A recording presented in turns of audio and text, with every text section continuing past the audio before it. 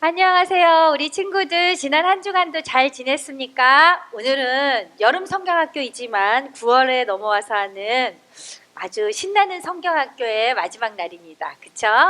오늘은 9월 6일 주일이면서 우리 2020년 여름 성경학교 예배를 시작하겠습니다. 모두 제자리에 일어나 주세요. 제자리에서 일어났어요? 자, 손 모으고 사도신경함으로 오늘 우리 성경학교 시작할게요.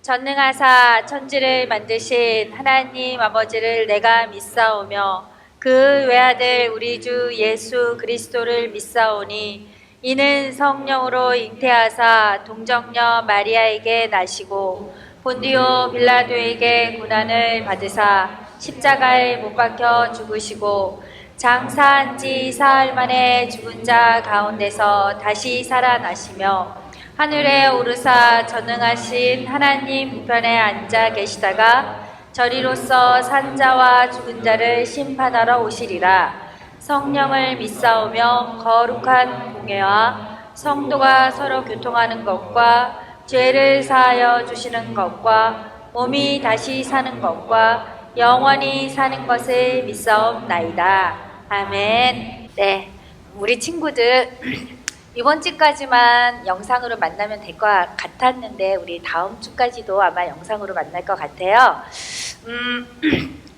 기쁘고 안 보이지만 다 보고 있는 거 알죠? 누가? 하나님이. 우리 하나님 안에서 서로 거룩한 축복을 나누겠습니다. 시작! 하나님께서 우리에게 보내신 최고의 선물 바로 당신이에요. 하나님께서 우리에게 보내신 최고의 선물 바로 당신이에요. 축복합니다. 축복해요. 당신을 축복해요. 하나님께서 주신 내 사랑으로 당신을 축복합니다. 축복해요. 당신을 축복해요. 하나님께서 주신 내 사랑으로 당신을 축복합니다. 예쁘게 모아서 우리 친구들을 축복합니다. 자, 요즘 우리 친구들도 뉴스 보나요? 뉴스 보면 잘 못 사는, 거룩하게 살지 못하는, 하나님 뜻대로 살지 못하는 사람들, 어른들이 많죠. 그렇지만 우리 친구들은 어려서부터 하나님 말씀을 잘 배워요. 또 이번에 이렇게 복된 사람이 어떤 건지 예수님이 주신 말씀을 잘 배우니까 그렇게 살지 않을 것 같아요. 거룩하게 자녀답게 우리 잘 살아봅시다. 네.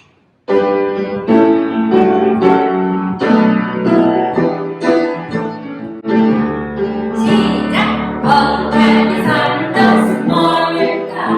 주의 자녀를 위해 사는 것은 뭘까? 날 구원하신 하나님 사랑을 기억하는 것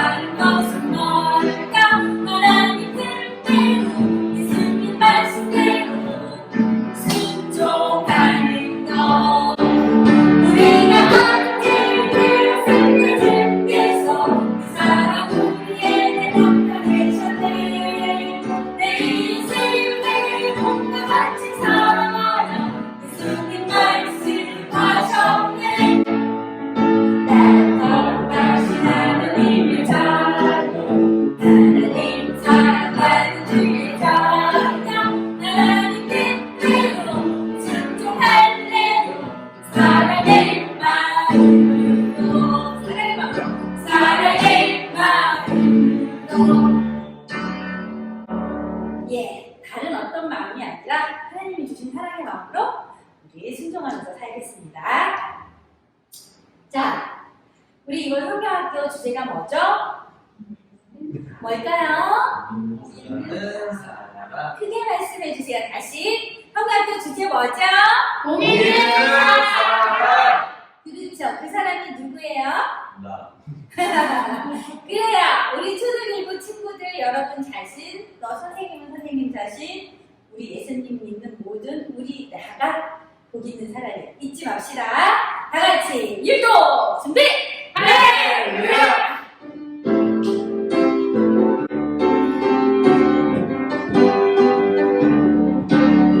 가난한 심령 주님 없으면 안 돼.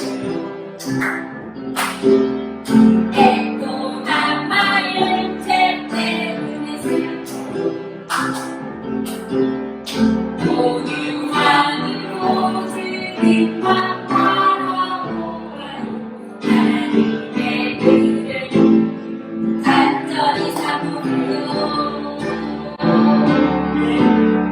주님의 길을 가는 대로 나 정결한 마음 죄와 멀리 가까이 울며 주 앞에 하나 되어 주 찬송나 즐거이 만나요. 기쁘고 감사해 하나님 나라의 백성 나를 나라의 백성을 복 있는 사람 기쁘고 감사해 하나님 나라의 백성 나를 잡힌 약속받은 복 있는 사람.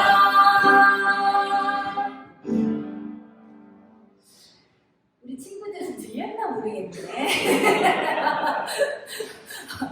아직 찬양이 다 보이는 사람을 다 하지 않았는데 우리 전도사님이 기쁘고 먼저 들어가는 바람에 손님이 깜짝 놀랐어요. 너무 즐겁습니다. 우리 친구들은 어땠나요? 자, 틀려도 괜찮고 못해도 괜찮고 잘 외우지 못해도 괜찮지만 우리 마음이 늘 하나님 앞에 이렇게 기쁘고 감사한 마음으로 한다면 하나님은 다 예쁘게 봐주세요. 그쵸? 다시 한번 우리 복 있는 사람 할 때 기쁘긴 하지만 틀리지 않고 하겠습니다. 자, 다같이 한번 일도 준비! 할렐루야!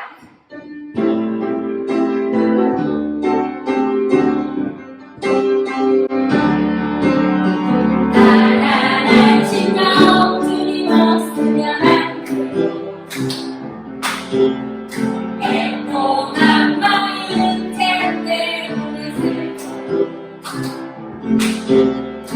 온유함으로 주님만 바라보아요. 하나님의 길을 간절히 삼으려 주님의 등을 받은 대로 나요.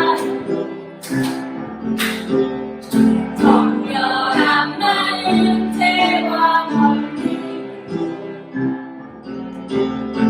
간절히 누며 주 앞에 하나 되어 주를 찬송한 즐거이 만나요. 기쁘고 감사해 하나님 나라의 백성 하늘 나라의 축복받은 복 있는 사람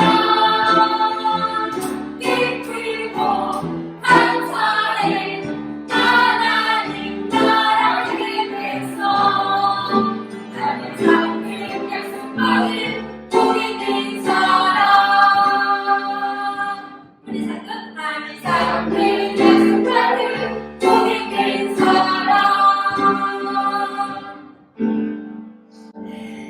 감사합니다. 자, 이번에 나는 작은 아이였죠. 우리가 이 찬양은 미리 배웠어야 되는데 좀 늦었죠?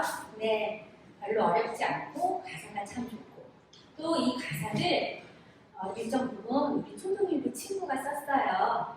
누굴까요? 2학년 친구예요. 2학년 친구가 작사하는데 같이 해서 정말 우리 친구들의 마음을 대변하는 찬양인지도 모르겠어요. 우리 음원을 들어봤으면 쉽게 따라할 것 같습니다. 틀려도 괜찮습니다. 같이 한번 찬양 따라 불러보겠습니다.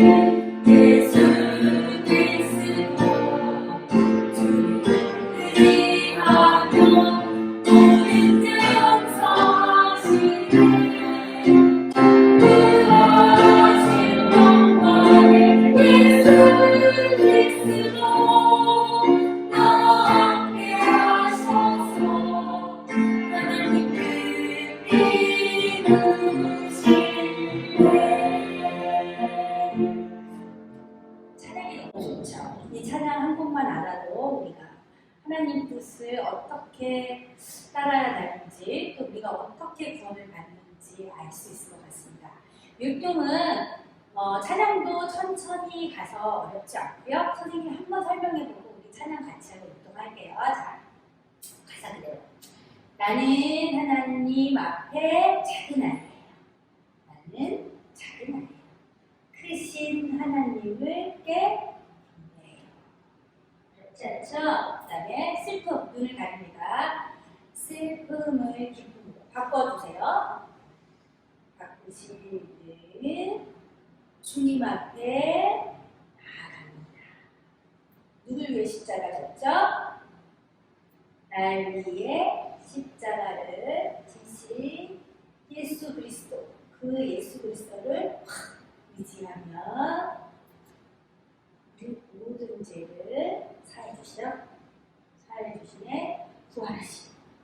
부활하신 영광의 예수 그리스도가 나와 함께 해주세요. 나와 함께 하셔서 하나님 뜻이 이 세상에 이루어주시죠. 하나님 뜻 이루시네. 어디서? 십자가상에서. 어렵지 않죠? 이렇게 하는 일종이에요. 천천히 부르는 찬양이니까 그냥 선생님이 하는 거 보고 따라할 수 있을 것 같아요. 한번 해보겠습니다.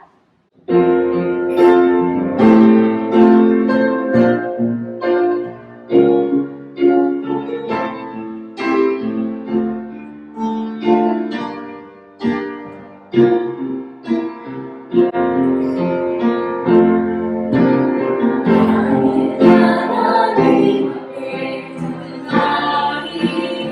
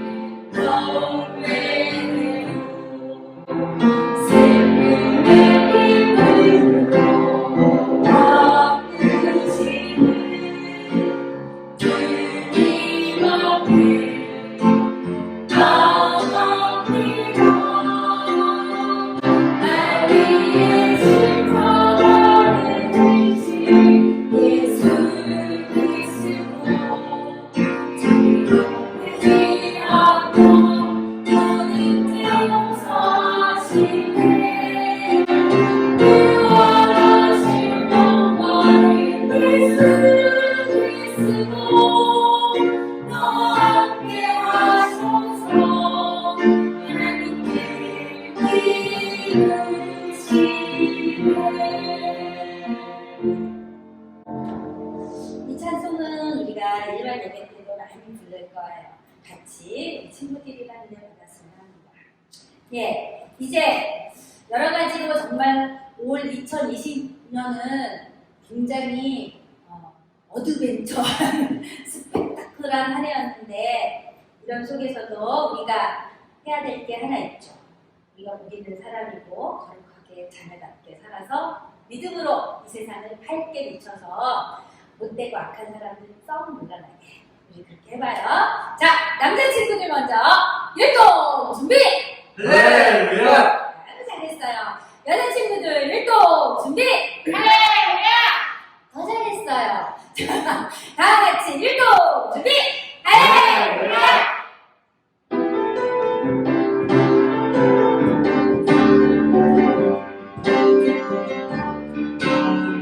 이 땅에 오신 원 예수 그리스도 하나님 나라 이루시고 다스리시네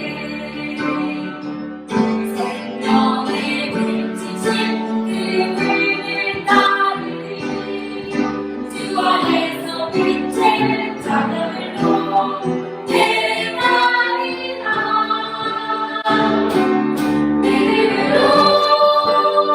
세상을 비추어요. 어두운 세상 말씀의 빛을 비추어요. 믿음으로 이롭게 살아가니 우리를 통해 온 세상 주를 보게 되니 한 번 더 불러볼게요.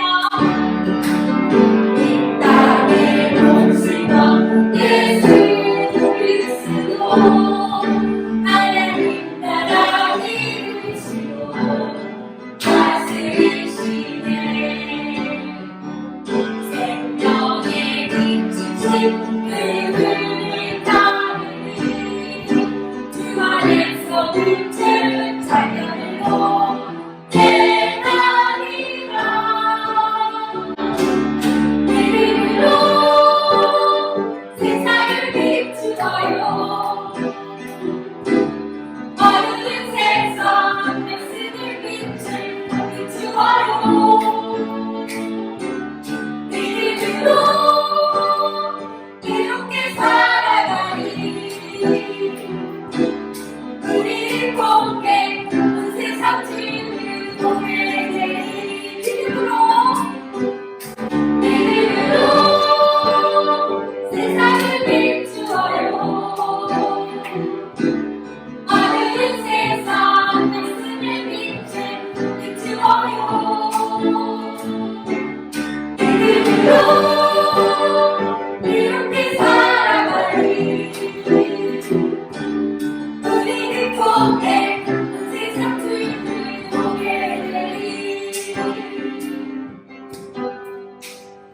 자, 우리를 통해 온 세상의 주를 보게 됐습니다. 너무 감사하죠? 네, 세상 사람들은 감사하게 돼요.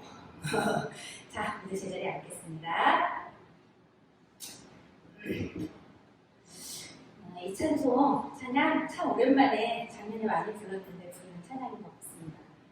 찬양의 가사처럼 하나님의 부르심에 귀 기울이면서 순종하는 우리 친구들 되고 또 성경학교 마지막 날인 오늘 우리 전수님 주시는 하나님 말씀 잘 받아서 우리 친구들 아름다운 열매를 맺는 귀한 시간 됐으면 좋겠습니다.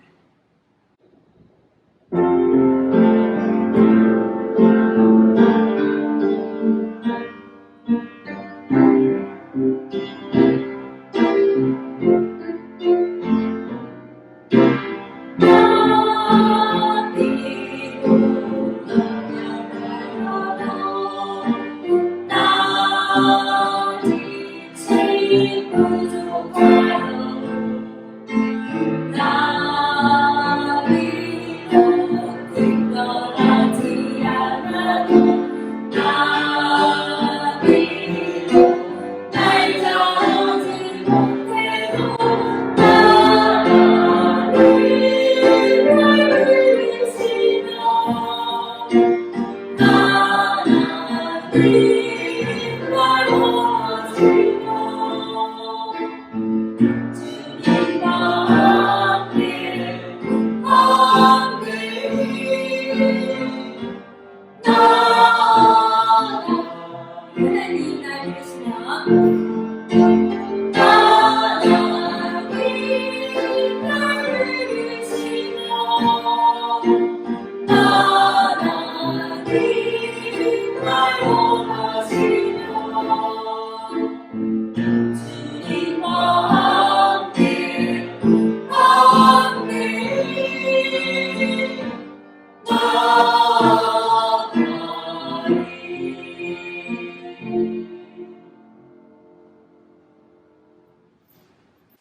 허원종 선생님께서 우리들을 대표하여 기도 인도해 주시겠습니다.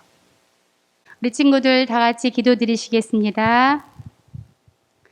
사랑의 하나님 참 감사합니다. 하나님께서 오늘도 복된 주일을 저희들에게 허락하여 주셔서 우리 친구들과 선생님들이 장소는 다르지만 한 마음으로 한 시간에 함께 예배드릴 수 있는 사랑의 공동체로 세워주셔서 주님 감사합니다.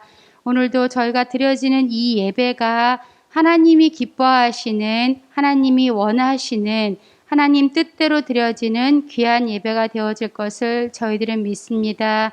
오늘도 저희들을 통하여 영광이 하나님 영광 받을 수 있는 은혜를 허락하여 주시옵시고 우리가 하나님 앞에 영광 돌리는 자로 세워지게 하여 주신 것을 감사하며 기쁨으로 찬양하게 하시고 진심으로 기도하게 하시고 마음과 정성을 다하여서 말씀을 듣고 말씀을 들은 우리 친구들이 그 말씀대로 살아갈 수 있는 이 한 주간 되어질 수 있도록 인도하여 주시옵소서.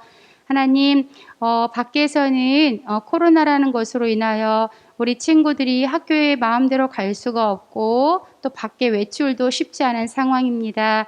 그러나 그럼에도 불구하고 하나님께서 우리 친구들을 건강하게 지켜주시고 이 시간 예배드릴 수 있도록 인도하여 주셨사오니 앞으로 우리 친구들의 인생이 어떤 어려움과 시련과 고통과 절망이 있을지라도 우리에게 계신 하나님을 향하여 늘 전진할 수 있는 우리 친구들의 믿음이 되어질 수 있도록 인도하여 주시옵소서. 하나님 감사합니다.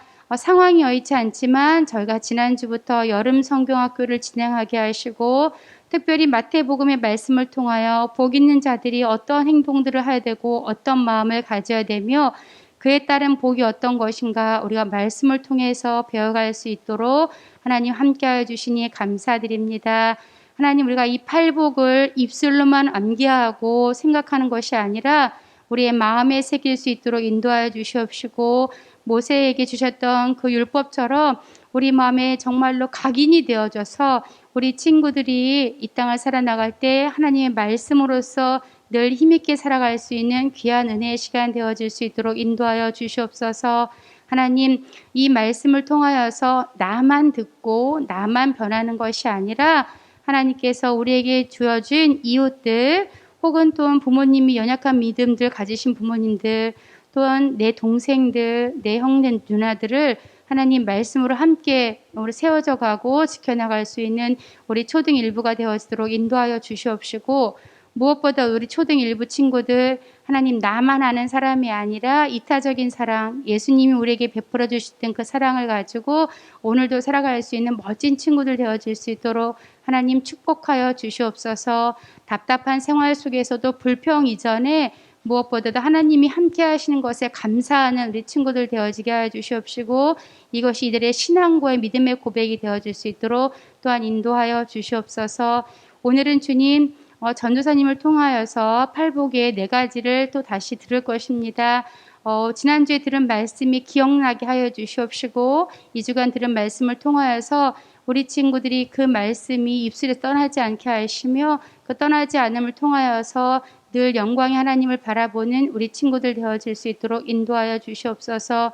이 한 주간도 말씀 안에서 잘 자라나게 하여 주시옵시고 지금은 비록 보지 못하는 안타까움이 있지만 하나님께서 우리 친구들과 우리 선생님들을 잘 지켜주셔서 이 자리에서 하나님을 바라보며 기쁨으로 예배드릴 수 있는 그날을 허락하여 주실 것을 믿고 감사드리며 예수님의 이름으로 오늘 함께 나누실 말씀은 마태복음 5장 7절에서 10절의 말씀입니다. 지난주에 우리가 나눴던 말씀에 뒤이은 말씀입니다. 우리 한 목소리로 함께 읽어보고 또 외워보도록 하겠습니다. 시작. 긍휼히 여기는 자는 복이 있나니 그들이 긍휼히 여김을 받을 것이며 마음이 청결한 자는 복이 있나니 그들이 하나님을 볼 것이며 화평하게 하는 자는 복이 있나니 그들이 하나님의 아들이라 일컬음을 받을 것이며 의를 위하여 박해를 받은 자는 복이 있나니 천국이 그들의 것임이라. 아멘. 지난주에 배웠던 4절의 말씀은 하나님과의 관계라고 했습니다. 우리 친구들이 그 말씀을 얼마나 열심히 외웠는지 한번 우리 친구들 외우는 모습을 영상으로 한번 만나보도록 하겠습니다. 심령이 가난한 자는 복이 있나니 천국이 그들의 것이며 애통하는 자는 복이 있나니 그들이 위로를 받을 것이며 의한 자는 복이 있나니 땅의 기업으로 받을 것이며 이에 줄이고 목마른 자는 복이 있나니 그들이 배부를 것이며 심령이 가난한 자는 복이 있나니 천국이 그들의 것이며 애통하는 자는 복이 있나니 그들이 위로를 받을 것이며 온유한 자는 복이 있나니 그들이 땅을 기업으로 받을 것이며 의에 줄이고 목마른 자는 복이 있나니 그들이 배부를 것이며. 네, 우리 친구들이 이렇게 열심히 말씀을 외워서 영상을 보내주었어요. 아직 아쉬운 친구들 많이 있을 것 같은데 아직 기회가 있습니다. 오늘 말씀이 끝나고 나서 이제 또 모션도 또 있을 거예요. 그러면 말씀 이번에는 3절부터 10절까지의 말씀, 팔복의 말씀을 전체적으로 모션과 함께 외워서 동영상을 찍어서 보내주시면 이렇게 또 방송을 통해서 보여드리도록 하겠습니다. 자, 여러분 밤하늘에 반짝이는 이렇게 반짝반짝이는 별들을 본 적이 있죠? 별은 사실 2가지 종류가 있습니다. 비밀이에요. 스스로 빛을 낼 수 있는 별이 있고 스스로 빛을 낼 수 없는 별이 있습니다. 태양은 스스로 빛을 낼 수 있는 별이죠. 열심히 불타가지고 밝은 빛을 우리에게 비추어 줍니다. 그렇다면 달은 어떨까요? 달. 우리가 밤하늘에 떠 있는 밝은 달. 보름 때는 특히 밝죠. 밤하늘에 떠 있는 그 달은 사실 스스로 빛을 낼 수가 없습니다. 밤에 달이 빛나는데요? 밝은데요? 하실 수 있어요. 사실 달은 마치 거울과 같아요. 그래서 태양, 햇빛을 반사해서, 거울처럼 반사해서 우리들에게 밝게 빛나는 것처럼 보이는 겁니다. 달은 태양이 없으면 빛날 수가 없는 거예요. 마찬가지로 우리들은 스스로 의롭게 될 수도, 의로운 일도 할 수 없는 사람들입니다. 그리스도의 빛을 받아서 그 빛을 달처럼 반사해낼 때만 우리가 그렇게 될 수 있는 것이죠. 그것을 아는 것, 그리고 그렇게 사는 것이 바로 지혜로운 삶이라고 할 수 있습니다. 그렇기 때문에 오늘 우리가 배울 이 4절의 말씀은 내가 그리스도인이라는 증거를 나타내는 말씀이라고 할 수도 있을 것 같아요. 간략하게 살펴보면 나의 삶 속에서 긍휼, 이런 모습들이 어떻게 나타나는지 우리가 말씀을 통해서 한번 확인을 해봤으면 좋겠습니다. 첫 번째 우리가 나눌 말씀 9절은 긍휼히 여기는 자는 복이 있나니 그들이 긍휼히 여김을 받을 것이며 라고 우리가 외웠습니다. 자, 긍휼히 여기는 자는, 자, 긍휼히 다른 사람들에게 우리가 긍휼을 베푸는 거예요. 긍휼히 여기는 자는 복이 있나니, 복은 하늘에서 오는 것이죠. 그래서 복이 있나니 그들이 긍휼히 여김을 받겠다. 이거 좀 깜찍한데요. 긍휼히 여김을 받을 것이요. 이렇게 하는 거예요. 자, 긍휼히 여기는 자는 복이 있나니 그들이 긍휼히 여김을 받을 것이며. 자, 이따가 이 모션을 도와줄 또 다른 친구가 나와서 할 때 한 번에 외워보도록 할게요. 자, 여러분들 전사님이 내준 숙제를 다 했으면 아실 거예요. 긍휼 무슨 뜻일까요? 자, 전사님이 사전을 찾아보니까 불쌍히 여겨 돌보아 줌이라고 써 있어요. 불쌍히 여기고 돌보아 준다. 자, 여기에 벌써 오늘 전사님이 하고 싶은 말 두 가지가 다 담겨 있어요. 긍휼에 대한 의미. 우리가 긍휼을 얘기할 때 이 두 가지가 반드시 들어가야 되는데, 불쌍히 여기는 마음과 돌보아 주는 행동, 이 두 가지가 균형이 잡혀야 되는 거예요. 불쌍히 여기는 마음은 있어요. 아, 저 사람 정말 불쌍하다 하는 마음은 있지만 도와주는 행동이 없다면 그것은 긍휼이 아닙니다. 또 반대로 도와주고 싶은 마음은 없어. 그런데 막 주변에서 사람들이 막 쳐다보고 있고 마치 내가 지금 당장 도와줘야 될 것만 같고 그래가지고 어쩔 수 없이 마지못해 도와주는 행동만 한다. 그건 역시도 긍휼이 아니에요. 긍휼은 이렇게 마음과 행동이 일치하는 것이 바로 긍휼입니다. 그런데 문제가 있어요. 어떤 문제가 있냐면 이 긍휼이라는 것이 이 인간에게서 나올 수 없는 것이라는 거예요. 성경에서 이렇게 말씀하고 있습니다. 악한 인간에게는 긍휼이 잔인이다 라고 말씀하고 있습니다. 이게 도대체 무슨 말일까? 너무 어려운 말씀이죠. 아무리 긍휼을 베풀려고 할지라도 죄악된 악한 인간이 베푸는 이 긍휼은 결국 잔인할 뿐이라고 말씀하고 있는 거예요. 이것도 어려울 것 같아서 전사님이 성경을 찾아보니까 좋은 예화가 한 가지가 있습니다. 사도 바울이 복음을 전하기 위해서 로마로 향합니다. 배를 탔어요. 그런데 그 배가 풍랑을 만나서 깨어졌어요. 나무로 만든 배였기 때문에 큰 풍랑을 만나면 부서졌어요. 그래서 그 부서져서 이제 죽게 되었는데 마침 그 근처에 멜리데라고 하는 섬이 있었습니다. 그 섬이 가까워서 다행히 살아남게 되었던 것 같아요. 수많은 사람들이 그 섬에서 구조되었어요. 그런데 그 날씨도 춥고 쌀쌀했던지 그 섬에 살고 있던 사람들이 불쌍했던 것 같아요. 그래서 나와서 불을 지펴 주었습니다. 얼마나 이 긍휼한 마음이에요. 그죠? 그 불을 지펴줬는데 그 장작 더미 속에 독사가 있었던 거예요. 불을 쬐고 있던 사도 바울이 그 불 속에서 튀어나온 독사에 물리게 됩니다. 이것이 인간이 하는 긍휼이에요. 긍휼. 아무리 긍휼을 베푸려고 애를 써도 의도치 않게 그 결과는 악한 독사가 나와서 무는, 물론 하나님께서는 그 일조차도 복음을 전하는 일에 선하게 사용하셨지만 인간의 긍휼은 그렇다는 거예요.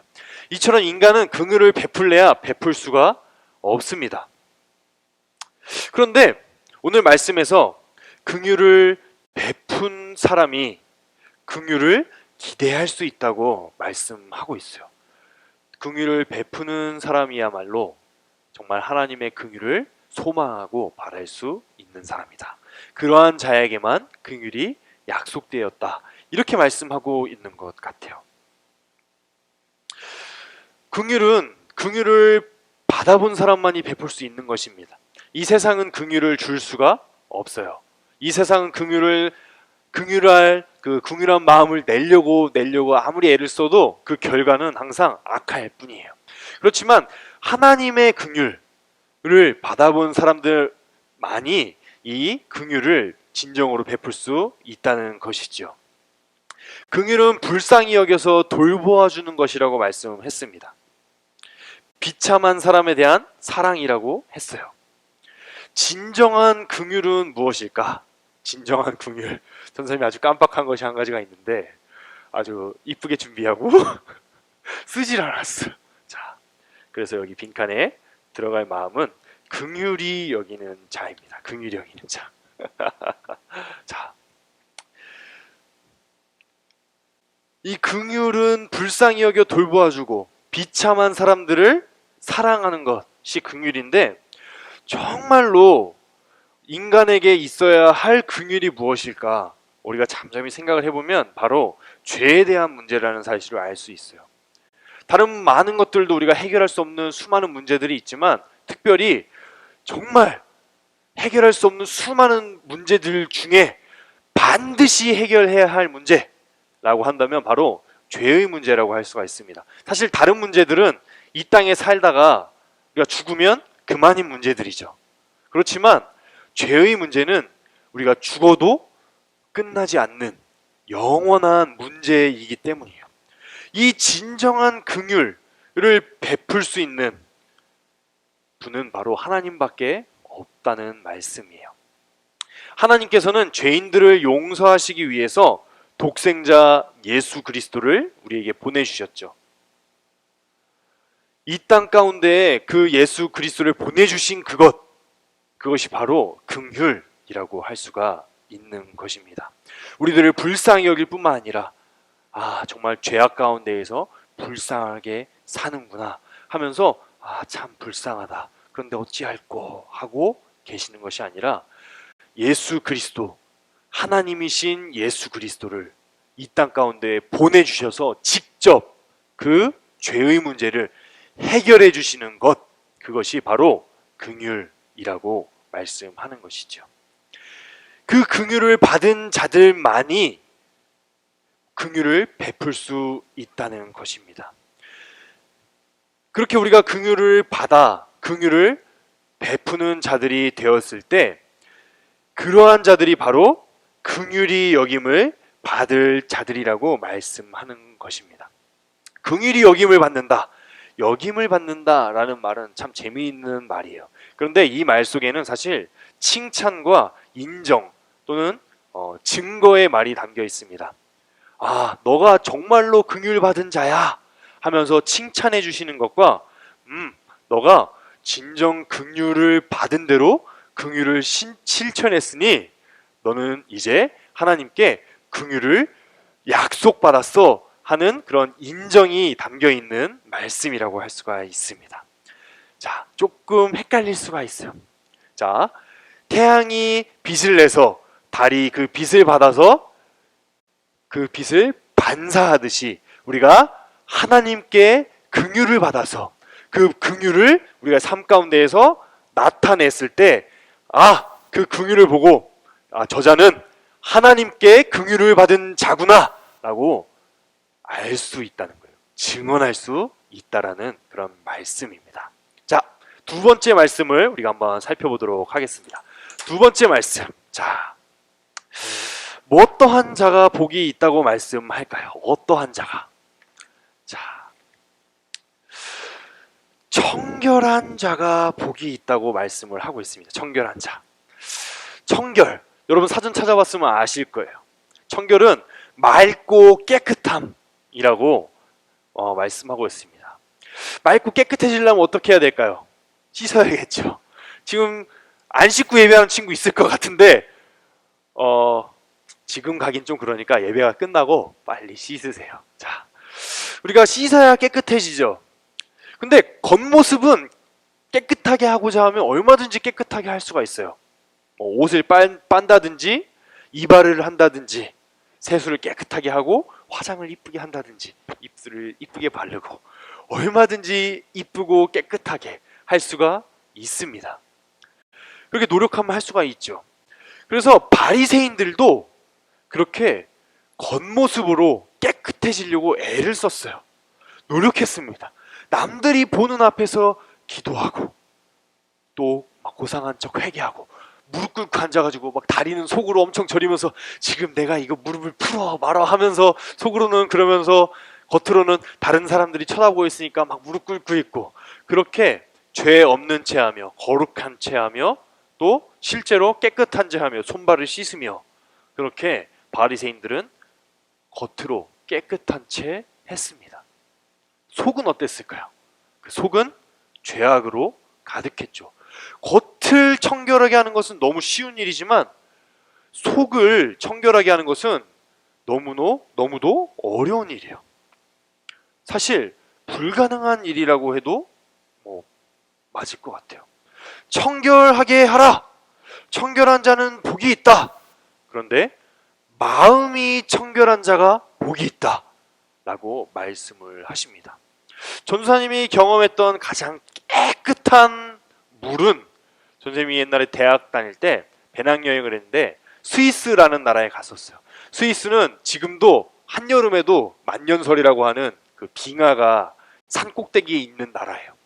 그 빙하에 물이 녹아서 쫄쫄쫄쫄 흘러서 이제 강을 이루고 호수를 이뤘는데, 유람선을 한번 탔는데 바닥에 있는 돌멩이들이 보이는 거예요.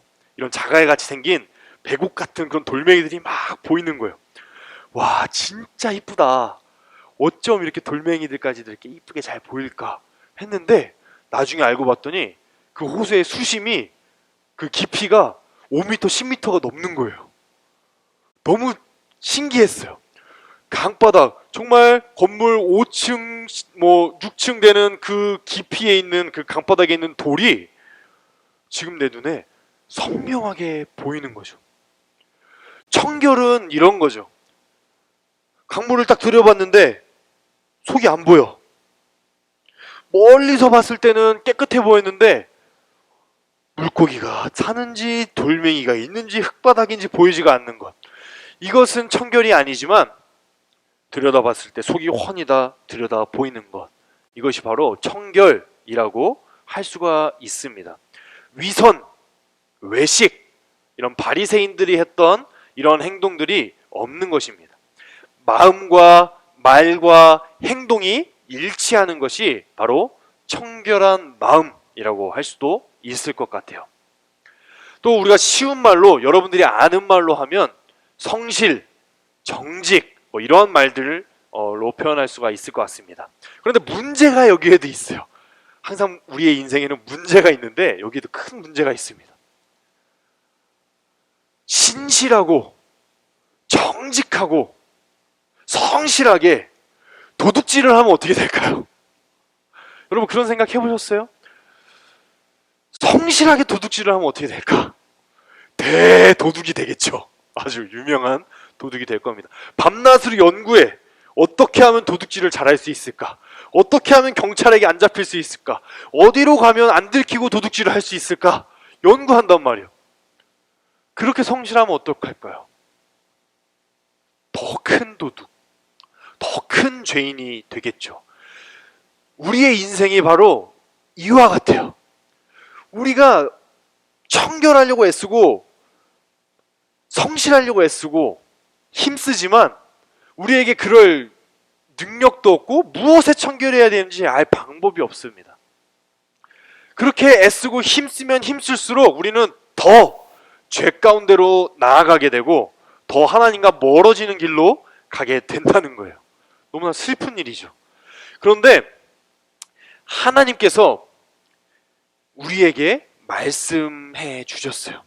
시편 73편의 말씀에 보면 아삽이라고 하는 그 시인이 시를 한 편 썼습니다.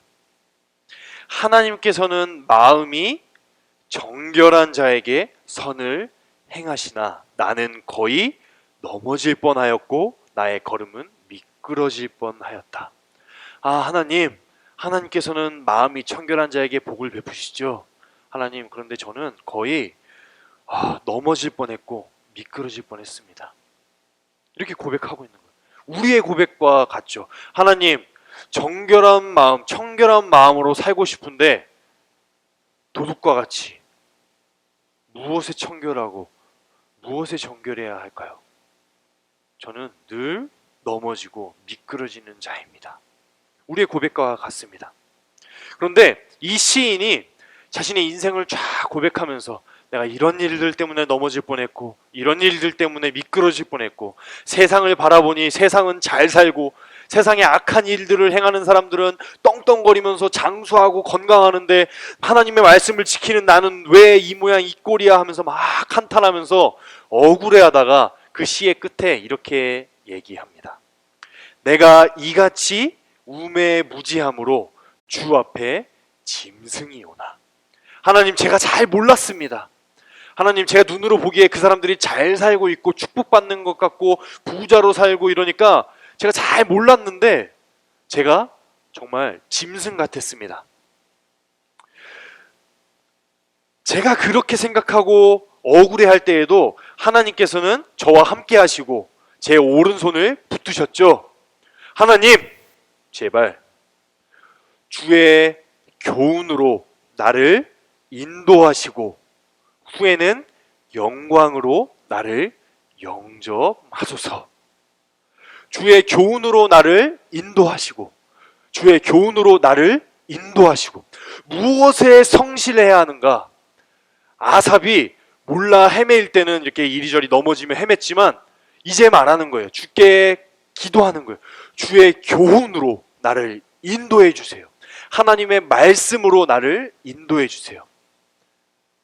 도둑질에 성실한 것이 아니라 하나님의 말씀에 성실한 것, 그것을 말씀하고 있는 것입니다. 그러할 때 하나님께서 후에 나를 영광으로 인도하실 것이지요 라고 아삽이 말씀하고 있는 것이죠. 시편 17편 15절 말씀에 이런 말씀이 있습니다. 나는 의로운 중에 주의 얼굴을 배우리니 깰 때에 주의 형상으로 만족하리이다. 우리가 정결한 마음, 청결한 마음으로 우리의 인생들을 이렇게 살아갈 때 주님과 함께 동행하는 그러한 삶을 살 수 있다고 말씀을 하는 것이죠. 그래서 그러한 자들이 하나님을 보게 될 것, 볼 것이라고 말씀하고 있는 것입니다. 나는 의로운 중에 주의 얼굴을 배우리니 깰 때에 주의 형상으로 만족하리이다. 이 말씀 속에서는 두 가지 의미가 담겨져 있습니다. 주를 본다는 것. 하나님은 영이시기 때문에 우리가 볼 수가 없습니다. 그러나 마지막 때에 우리가 주님 앞에서 심판을 받고 이제 의의 모습으로 변화되는 날, 그때 우리가 하나님을 보게 되겠죠.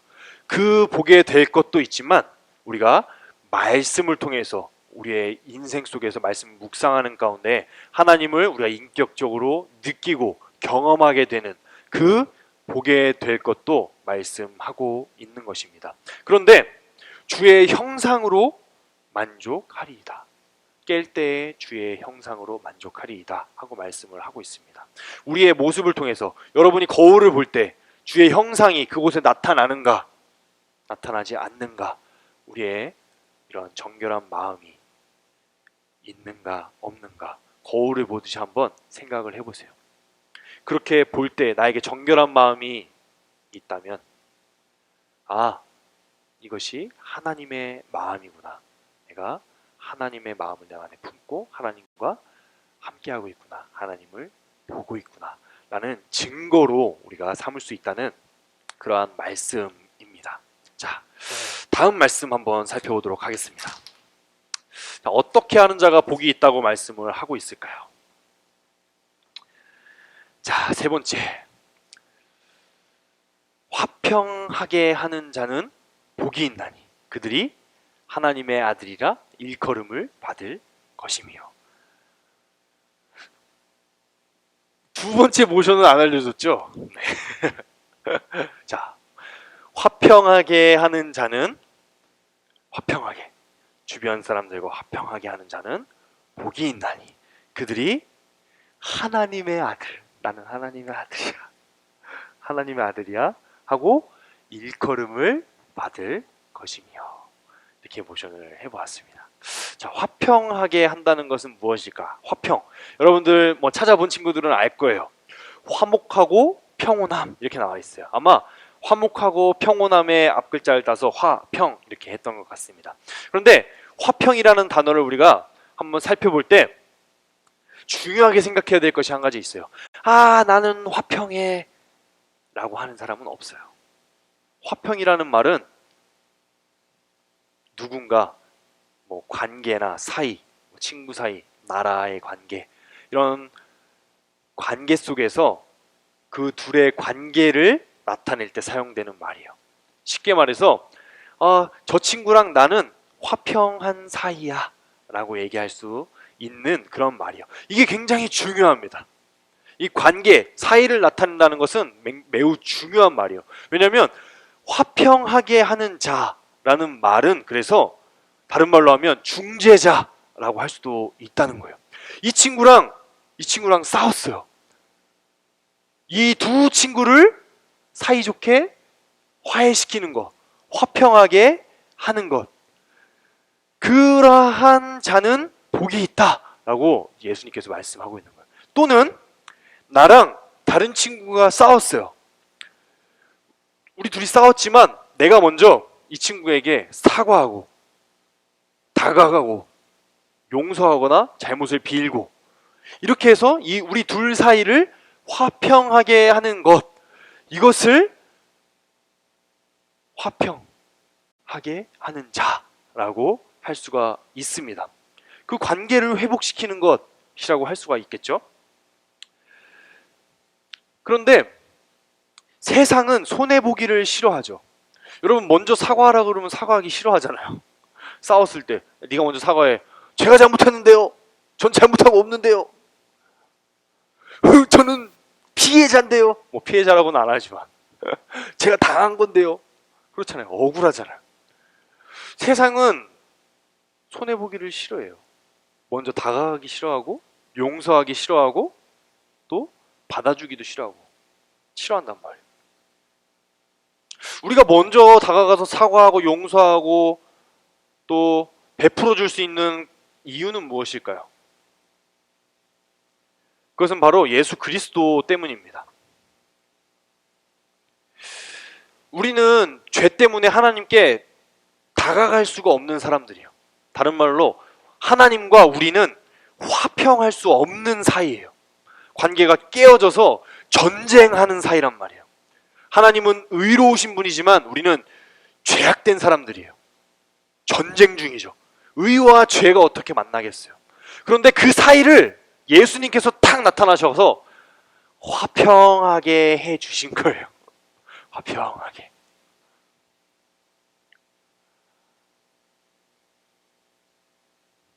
우리는 그러한 화평을 받은 사람들입니다. 죄로 얼룩진 우리 인간들, 의로우신 하나님과의 관계를 예수 그리스도께서 회복시켜 주신 것이죠. 자, 그래서 화평하게 하는 자는 복이 있다고 말씀을 하고 있습니다. 그들이 하나님의 뭐라고 일컬음을 받을 것이기 때문일까요? 뭐라고 일컬음을 받게 될까요? 자, 하나님의 아들이라 일컬음을 받을 수 있기 때문입니다. 자, 이 말이 좀 어렵죠? 일컬음을 받을 것이다. 일컬음을 받다. 하나님의 아들이야! 하고 불리어진다는 거예요. 와, 하나님의 아들이구나! 하고 불려진다는 거예요. 이 제 아들이에요. 내 아들이에요. 하는 것은 굉장히 중요한 말 중에 하나인 것 같아요. 이거 굉장히 좋은 말인데 이 말 속에는 칭찬과 증거가 담겨 있어요. 칭찬과 증거. 달리기 선수가 있었습니다. 그에게는 한 아들이 있었어요. 그 아들이 아빠를 닮아서 그런지 달리기를 잘하는 거예요. 그래서 달리기 대회에 나갔어요. 그리고 우승을 했습니다. 그때 이 아빠가 그 모습을 지켜보면서 너무 기뻐하면서 옆에 있는 사람들에게 이렇게 얘기하는 거예요. 내 아들이에요! 내 아들이에요! 막 이러는 거예요. 주변 사람들에게 막 자랑하는 거죠. 내 아들이에요! 뭐예요 이게? 엄청난 칭찬이죠. 너무 자랑스럽게 생각하는 거죠. 우승한 제가 바로 내 아들이야! 하고 너무 자랑스럽게 얘기하는 거란 말이에요. 또 하나는 무엇이 있을까요? 이건 칭찬이고 증거는 무엇일까요? 저놈이 달리기 선수인 나를 닮아가지고 저놈도 달리기를 잘 뛰는구나. 다른 사람들이 보기 어떻겠어요? 당신을 닮아서 이렇게 달리기를 잘 뛰는군요. 당신 아들이군요 하는 증거라는 거예요. 너무도 명확한 거죠. 아들이 아버지를 닮듯이 너무도 명확한 증거라는 거예요. 뭐가? 화평이. 우리의 모습 속에서 이러한 화평하게 하는 모습이 나타날 때 사람들이 그렇게 본다는 거예요. 아, 당신이 하나님의 아들이군요. 아버지를 닮아서 그렇게 화평하군요. 화평하게 하시는군요. 하는 증거와 또 한 가지 칭찬. 하나님께서 여러분들이 화평하게 하는 그 모습을 보면서 다른 사람들에게 이렇게 얘기하는 거예요. 얘가 내 아들이야. 이 아이가 내 자녀야. 라고 하나님께서 칭찬해 주시고 인정해 주시고 자랑해 주시는 그러한 말씀이에요. 이러한 말을 듣고 화평하게 안 할 수가 있을까? 선생님은 그렇게 생각을 해봤어요. 아, 당장 가서 화평하게 해야겠다. 화평하게 하는 것은 두 가지가 있습니다. 첫 번째, 세상 속에서 화평하게 하는 것. 친구들과 사이가 좋게 지내고 한 반에서 모든 아이들이 친하게 지내게 하는 것. 그러나 궁극적인 진정한 화평은 죄로부터 멀어진 사람들에게 복음을 전하는 것이라고 할 수가 있겠죠. 그래야 진짜 화평을 누릴 테니까. 자,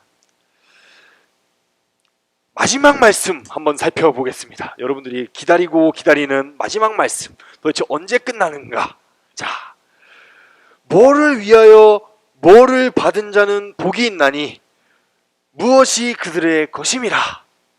자, 마지막 말씀은 사실 여러분들이 외우기 가장 쉽지 않았을까 저는 생각을 해봤어요. 자, 의를 위하여 박해를 받은 자는 복이 있나니 천국이 그들의 것임이라. 전사님이 사과의 말씀을 한 가지 드려야 될 것 같아요. 전사님이 이게 박해인데 아마 여러분들에게 핍박이라고 내보내줬을 거예요. 그렇죠? 옛날 성경에 핍박이라고 쓰여 있고, 그래서 전사님이 이렇게 외워서 생각나는 대로 썼는데 박해더라고요. 박해랑 핍박이랑 같은 의미니까 봐주세요. 네. 자, 여러분 의를 위하여 해봤죠? 의를 위하여 했죠? 그죠? 박해를 막 당하는 거예요. 박해를 받는 자는 복이 있나니 천국이 그들의 것임이라 하고 끝납니다. 첫 말씀 기억하세요? 심령이 가난한 자는 복이 있나니 천국이 그들의 것이며, 천국이 그들의 것임이요 하고 시작하고 천국이 그들의 것임이라 하면서 말씀을 마치고 있습니다. 이 말씀을 듣는 우리 모두는 이미 마음 가운데 천국을 소유한, 천국을 선물로 받은 사람들이라는 말씀이죠. 자, 그래서 의를 위하여 박해를 받는다. 먼저 한번 살펴볼게요. 자, 박해를 받는다라는 말을 먼저 우리가 한번 생각을 해봐야 될 것 같습니다. 박해, 핍박. 자, 못 살게 굴어서 해롭게 한다. 바싹 죄어서 몹시 괴롭게 한다. 이런 의미가 담겨 있습니다. 자, 핍박, 박해라는 단어에 대해서 한번 생각을 해볼게요. 자, 친구가 나를 괴롭혀. 막 괴롭혀요. 그럴 때 우리가 박해받는다, 핍박받는다 할 수 있을까요? 할 수 있을까요? 없어요. 할 수가 없습니다. 핍박, 박해라는 단어는 사실 굉장히 거룩한 단어입니다. 그 안에 굉장히 거룩한 의미가 담겨 있어요.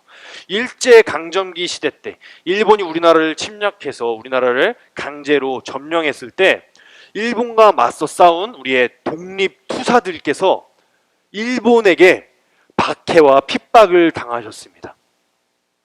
상상할 수 없는 수많은 그런 고문을 당하셨어요. 독립투사들께서는 나라를 지키겠다는 그런 일념으로 이런 핍박과 박해를 견디신 거죠. 핍박, 박해는 이렇게 숭고한 단어예요. 거룩한 단어예요. 단순히 괴롭히고 힘들게 하는 것을 내가 견딘다고 해서 핍박을 견디고 박해를 견딘다고 말할 수가 없는 거예요.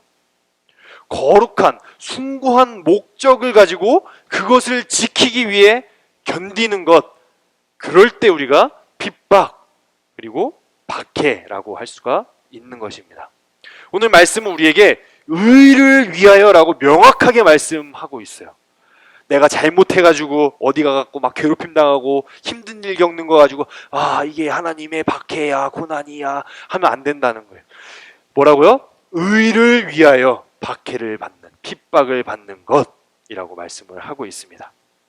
자, 그러한 자는, 의를 위하여 박해를 받은 자는 복이 있다라고 말씀하고 있습니다.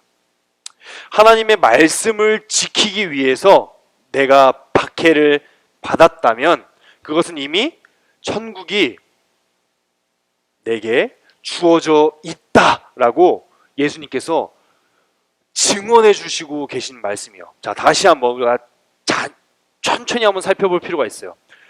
자, 의를 위해서, 내가 잘못해서 뭐 다른 사람들이 막 나를 괴롭히고 이런 차원이 아니라 의를 위해서 박해, 하나님의 말씀을 지키기 위해서, 우리가 지금까지 배운 앞에 7가지의 구절들처럼 심령이 가난하여지고 막 이런 좋은 거잖아요. 내 마음속에 하는 것들이죠. 사람들이 그걸 보면서 손가락질한단 말이에요.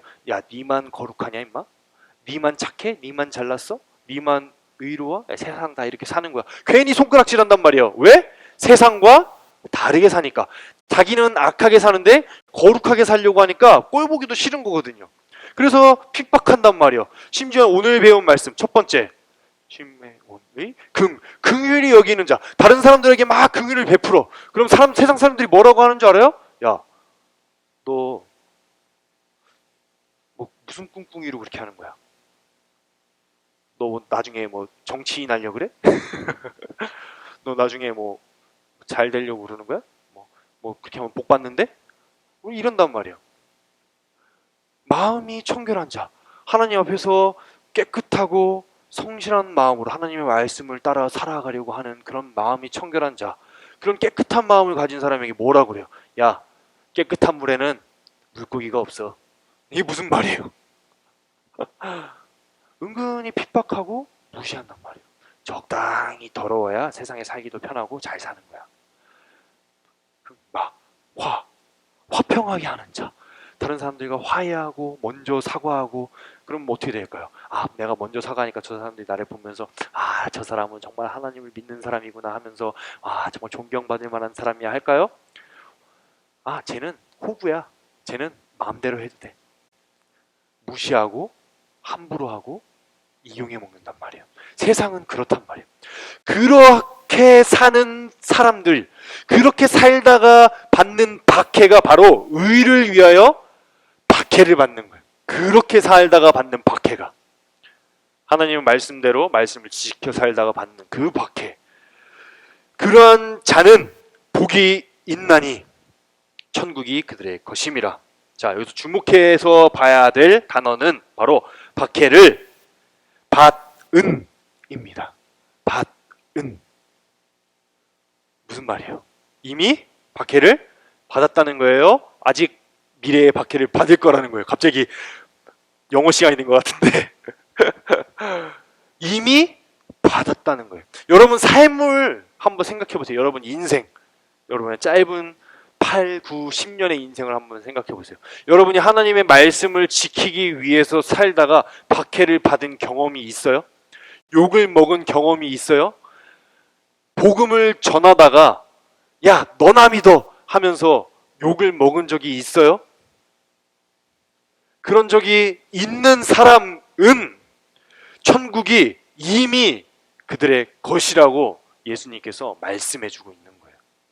그렇기 때문에 이 마지막의 말씀은 이 팔복 전체를 요약하면서 동시에 팔복 전체를 우리에게 확증해주고 있는 것입니다. 자, 이제 말씀을 맺어보려고 합니다. 우리들은 불확실함 속에서 살아갑니다. 내일 일도 모르고 당장 이후에 있을 일도 모르죠. 하나님을 잘 믿는 것 같다가도 때때로 난 하나님 안 믿는 것 같을 때도 있고, 때때로 나는 구원을 받았는지조차 헷갈릴 때도 있습니다. 믿음이 없는 것 같을 때도 있죠. 그런 우리들에게 팔복의 말씀은 큰 위로를 줍니다. 첫째는 우리들이 하나님 앞에서 어떤 처지에 있는 사람들인가를 깨닫게 해줍니다. 심령이 가난하고 애통하고 온유하고 의에 줄이고 목마른 우리의 처지, 그러한 처지에 있는 우리들에게 하나님의 위로가 있을 것을 우리에게 약속해 줍니다. 심령이 가난한 자는 천국이 그들의 것이고, 애통하는 자에게는 위로가 주어질 것이며, 온유한 자에게는 땅을 기업으로 주실 것이고, 의에 줄이고 목마른 자는 배부르게 해주실 것이라고 약속해 주시고 있죠. 우리가 그런 처지에 있는 사람으로서 그 약속을 붙들고 살아갈 수 있는 그런 위로의 말씀입니다. 우리가 오늘 배운 팔복 두 번째 부분은 우리들이 세상에서 어떻게 살아야 하는가에 대한 말씀이, 또 그렇게 살 때 우리에게 주어지는 하나의 증거가 무엇인지 담겨 있습니다. 긍휼히 여기며 사는 삶, 청결한 마음으로 또 화평하게 하는 그런 삶을 사는 그러한 인생들은 반드시 박해를 받게 될 것인데, 박해를 받은 자는 이미 천국을 마음에 받은 자이다 라고 예수님께서 말씀해 주고 있는 것이죠. 그렇기 때문에 이 팔복의 말씀은 우리들에게 믿음의 확신을 가져다 줍니다. 내가 잘 살지 못할 때, 나는 왜 이렇게 살까? 때때로 우리의 내적인 문제, 하나님과의 관계의 문제에 있어서 하나님 앞에 죄 때문에 나의 인생을 한탄할 때, 그래서 자꾸 하나님이랑 멀어지려고 할 때, 하나님, 저는 하나님 안 믿는 사람인 것 같아요, 믿음도 없는 사람인 것 같아요 할 때 우리에게 이런 약속의 말씀으로 우리를 위로해 주시고, 때때로 우리의 인생에서 또 사람들과의 관계 속에서 우리가 잘 살지 못할 때 하나님께서 우리에게 주시는 이 확실한 증언의 말씀으로, 너는 하나님의 천국을 소유한 자야 라는 이 확실한 말씀을 기억하면서, 맞아, 나는 하나님의 말씀을, 하나님의 천국을 소유한 자지 라고 나의 인생을 되짚으면서 다시금 그러한 삶을 살아낼 수 있는 새 힘과 능력의 그런 말씀이라고 할 수가 있는 것이죠. 우리 초등 1부 친구들 이제 팔복의 말씀을 다 배웠습니다. 열심히 외워서 보내준 친구들도 있고 아직 보내주지 않은 친구들도 있어요. 우리 친구들 이 말씀을 기억하면서 열심히 외우고 또 모션도 함께 외워서 또 영상을 촬영해서 전사님에게 보내주면 다음 주 예배 시간에 영상으로 여러분들에게 보여줄 수 있도록 하겠습니다. 우리 말씀을 기억하면서 함께 기도하도록 하겠습니다. 하나님, 참으로 감사합니다. 하나님, 이 팔복의 말씀을 통해서 우리들이 하나님 앞에서 어떠한 처지에 있는 사람들인지, 오로지 하나님만 의지하고 붙들지 않고서는 살 수 없는 사람들이고 하나님의 은혜만을 기대해야 하는 사람들이라는 사실을 깨우쳐 주시고, 우리가 이 세상에서 어떻게 살아가야 하는지, 사람들과의 관계 속에서 어떠한 모습을 나타내야 하는지 알려주시니 참으로 감사합니다. 이 팔복의 말씀을 우리 마음 가운데 깊이 새기고 외우고 묵상하며 우리 일생 가운데 실천하며 살 수 있는 우리 초등 1부 친구들, 그리고 우리 선생님들 다 될 수 있도록 하나님께서 은혜의 은혜를 더하여 주시옵소서. 감사드리며 예수 그리스도의 이름으로 기도했습니다. 아멘. 우리 함께 주기도문을 고백하심으로 예배를 마치도록 하겠습니다. 하늘에 계신 우리 아버지여, 이름이 거룩히 여김을 받으시오며 나라가 임하시오며 뜻이 하늘에서 이루어진 것 같이 땅에서도 이루어지이다. 오늘 우리에게 일용할 양식을 주시옵고, 우리가 우리에게 죄 지은 자를 사하여 준 것 같이 우리의 죄를 사하여 주시옵고, 우리를 시험에 들게 하지 마시옵고 다만 악에서 구하시옵소서. 나라와 권세와 영광이 아버지께 영원히 있사옵나이다. 아멘.